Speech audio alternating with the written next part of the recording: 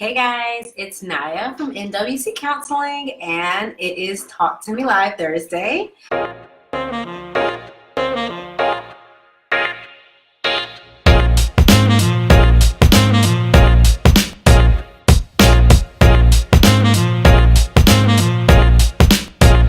If this is your first time watching, I have on every Thursday to talk to people in social media world about issues that, as a therapist, this is my private practice, my office, I am able to communicate with clients about, or themes that I'm seeing that affect the mental health and the spiritual and emotional health. My kids were off school on Monday because it was Martin Luther King Jr. Day, and so I don't know. I just feel like this month is racing by. Like, it's just, I don't know. I was telling my husband, I remember last January, it felt like it lasted 11 weeks. Like, it was super long. And for some reason, this January is like, boop, here we are. It's almost the last week. Today, I am making time to make sure I hop on to talk with you guys about money. Let's recap really fast, nasty. I'm not going to make this video long, I promise. But let's recap what we talked about last time. We talked about the barriers to having healthy finances and a healthy financial life. And in that, we talked about, if my voice changes, please don't feel weird. I'm not going through puberty. I'm just have a cold, and it's been really, anyway. So we talked about some of the barriers to healthy finances was overspending, spending things so that we can feel good in the moment, trying to keep up with the Joneses, and also looking at a lot of consumerism and feeling the need to engage in that behavior. So things like advertisements and shopping online, and billboards and commercials, and just things that teach us we need to buy this in order to feel happy, to feel loved, to feel cared for. And then also we talked about some remedies as well. So we talked about basically trying to start a budget, using cash only as a system to live according to your budget if you struggle with sticking to the budget. We talked about trying to live within our means, and we talked a little bit about the idea of minimalism and implementing that in your life. And so you can always go back and watch that video if it was something that you missed to fill in the blank. Money is, do it. I remember on a podcast I was listening to, Being Boss, and they had this activity where you were supposed to say what money was. And I was just like, at first, I didn't think about it, and then I was like, wait a minute. It was really difficult. I was like, what do I think money is? Like, is money just currency to you? Is money a evil thing? Is money a necessary thing? Something else that someone else said that really stuck with me that I personally like is that money is energy. I like that. And if you guys know me, I'm kind of woo-woo. So I kind of like to believe that I talk about energy and the feel of like energy with people in the room.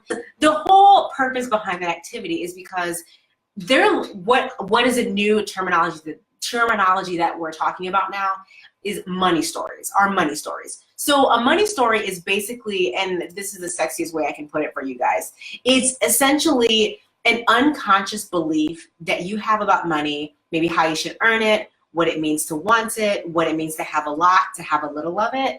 And it reveals a lot about you and what you believe.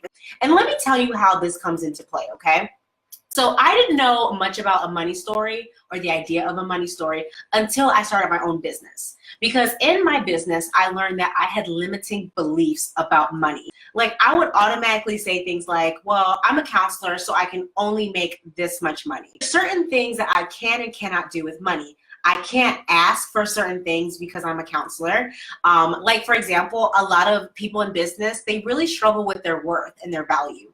And so I learned that early on, that when you are starting a business, and even when you work for a business or you work for an organization, an agency, you might struggle with asking for a pay raise. You might question your worth and value. And it's so interesting because in studies it shows that women will struggle with this a lot more than men. Our money story, or the stories that we tell ourselves, are that maybe we're not good enough, maybe we don't have enough skills. Oh, we shouldn't ask for that raise because maybe we didn't quite do enough in this area or in that area. And part of your money story is also how you're raised. If you're raised in a household that is everything is scarce, you never have enough, you live in that scarcity world, then yes, your money story is, I need to save all my money. You need to understand what money means to you, because that can really influence how you deal with money, some unhealthy habits you might have with money, or even how you think about getting money or your inability to continue to get money.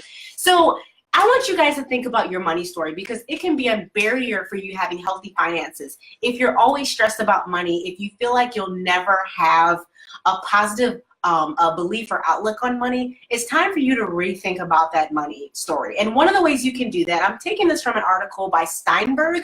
She says that what she does is have people to write down one sentence that tells your current money story. So by condensing it in one sentence, it will help you to think carefully about what you think about yourself and what you think about money. So something that you can say, for example, is money lets me have fun. That's what I like to say, right? It lets me have fun. It lets me experience new opportunities. I have enough money. I have enough everything. I love to tell my clients, you have enough, you are enough, you have enough, which helps you disconnect from seeing too much value into money. Because we see how money can ruin people's lives. We also see how people who have tons of money are still not happy. And there's a lot of studies and research show that people that reach a certain increment in their salary or in money, they don't experience any more happiness when they go above that. So we all have a threshold in our money story about how much money we need and what is enough.